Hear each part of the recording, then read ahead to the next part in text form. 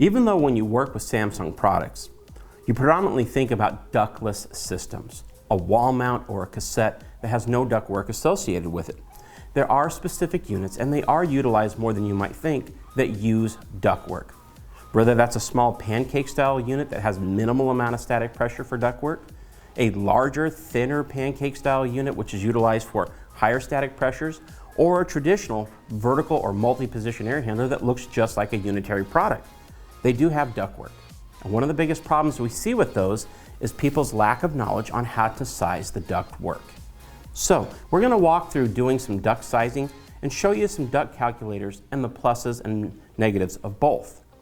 The first thing I want to stress is to know how to size ductwork, you really need to have a good understanding of ACCA Manual D for duct design.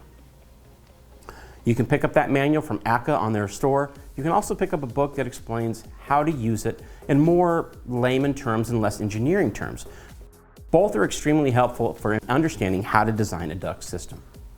So, with that being said, you need to understand how to design it. We're going to talk a little bit about the key component to using a duct calculator is the friction rate that you have to use. It is very rare that any two jobs will utilize the same friction rate. There have been misnomers in the industry that you design all ductwork at a 0.1 friction rate or a 0.08 friction rate. Both of those couldn't be more wrong. Every single job, the friction rate will vary based on the total effective length of the ductwork, the types of fittings and transitions that are used, the types of filters that are used which create a pressure drop, the grills, and any other item like a damper that might be placed in the airstream will cause a pressure loss. And we have to account for all of those before we set our friction rate. Once we set our friction rate, we can start utilizing a duct calculator. Now there is a formula in ACCA Manual D that will tell you how to use your duct calculator. And essentially you start off with the manufacturer's rated static pressure. Whether that's a 0.2 total external static pressure, a 0.5 total external static pressure, or a 1.0 total external static pressure. Those are the common values you'll see that you'll start with. That does not mean you will use those values to set friction rates. Those are total external static pressures, and we need to convert those to friction rates. To do that, we have to measure the pressure losses of any device that's in the system and deduct them from that total external static pressure. So if you have a filter that has a 0.10 static pressure or pressure drop, you deduct that. Dampers that have a 0.03, grills that have a 0.03, you must deduct those from your available static pressure.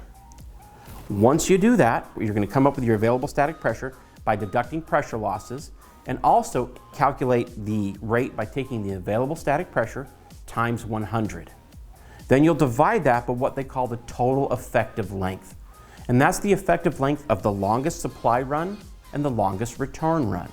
Because if we can get airflow to the longest supply and pull air back from the longest return, we know we can get it to simpler zones. Now, total effective length is not just the linear length, it's the effective length of any fitting that changes. If you're using a 90-degree elbow, that might have an equivalent length of 30 feet of ductwork. If you're using a hard bend in a 90, that might be in a total effective length of 90 feet of ductwork or 120 feet of ductwork.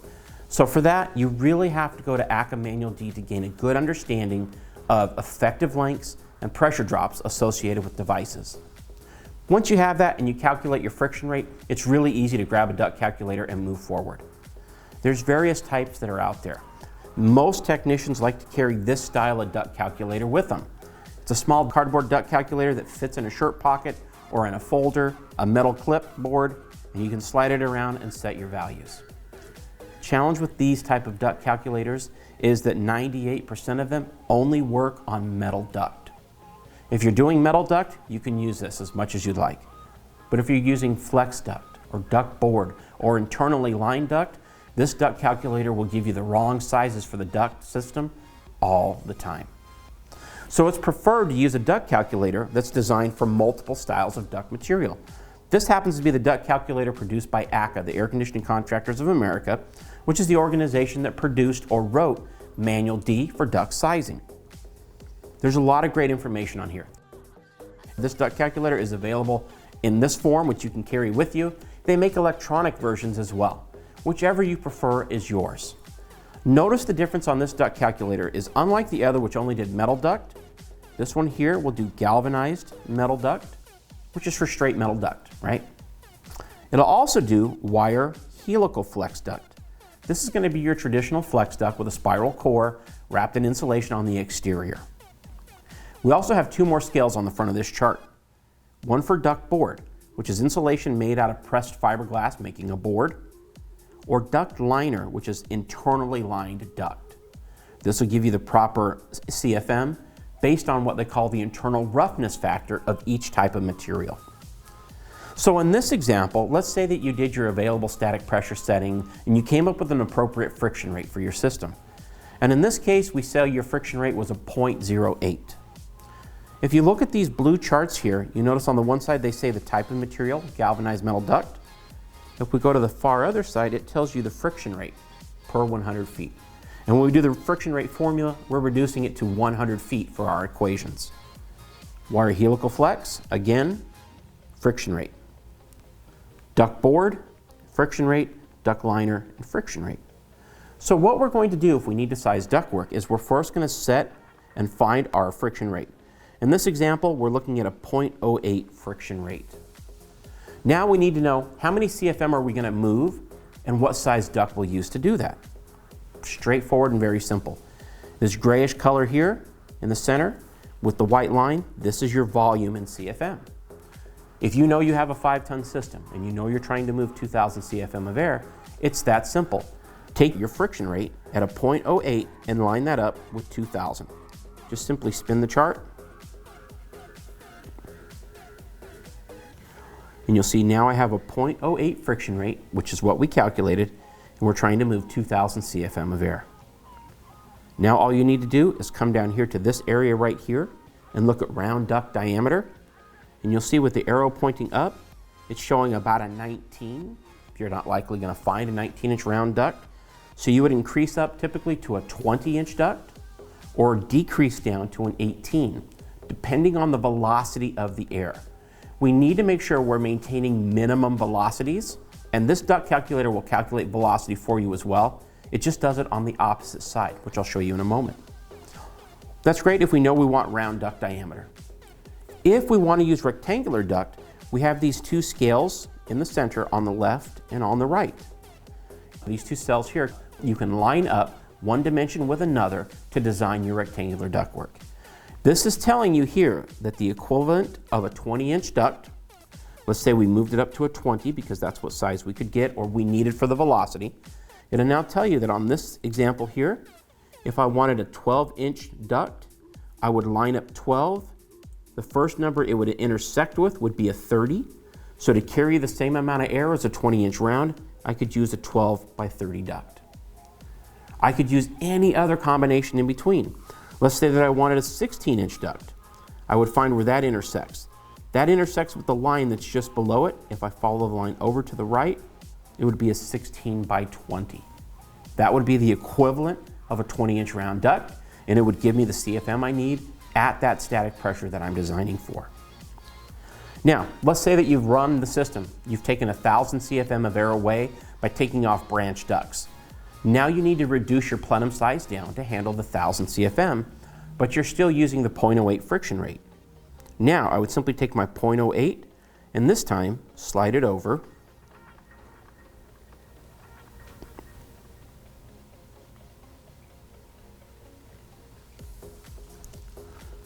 to 1,000 CFM. My round size here comes out to be about a 14, and then I can use any other rectangular value there. Some people may be thinking, wait a minute, that's way too big of a duct. But remember, if you were using this duct calculator to size flex duct, it's not the same as using this duct calculator. These duct calculators account for the internal roughness of the material you're installing, and it adjusts its friction rate accordingly. This procedure I just showed you would be the same for galvanized metal duct, wire helical, duct board, or duct liner, but they're all going to yield different sizes at the specific CFM. So let's go a different way with this. You looked at a job that's already installed. You went ahead and got the pressure drops of the associated devices, found out the manufacturer's total external static pressure, calculated the total effective length of the longest return, the longest supply, and this time you calculated that the friction rate needs to be a 1.0. You're not installing the ductwork, you're just evaluating it. So in this situation, you walk into the room and you realize that there's a 6-inch duct feeding air into that space. Let's go backwards. This time we're going to take our round duct diameter and we're going to adjust it to 6-inch. By calculating our friction rate, we know we need a 0.10 friction rate.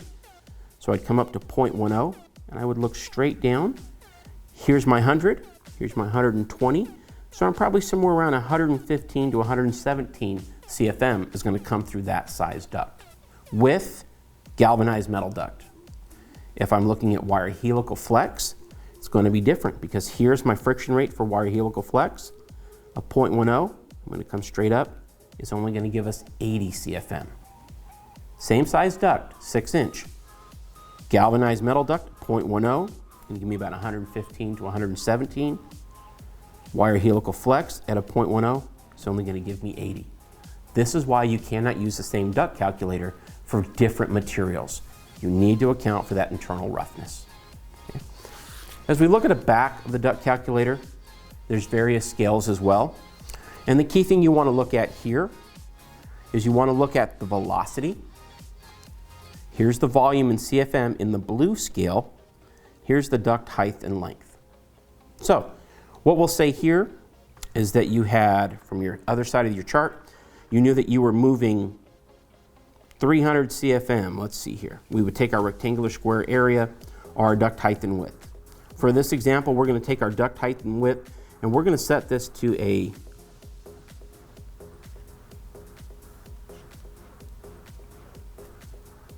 10 by 15 duct. So here's our duct height, our duct width, 10 by 15. We know that in that specific duct, we may be wanting to move 1500 CFM of air.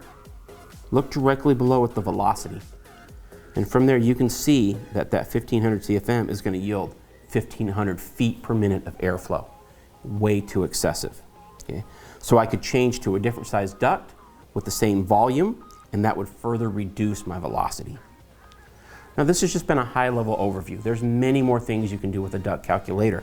But if we understand the basics of selecting a friction rate and then adjusting that friction rate on our duct calculator as needed, we can size our duct systems effectively and appropriately, and also use the duct calculator as a troubleshooting tool to make sure that we have the right ductwork to carry the right volume of CFM. Hope you found the video informative, and thanks for taking the time to view it.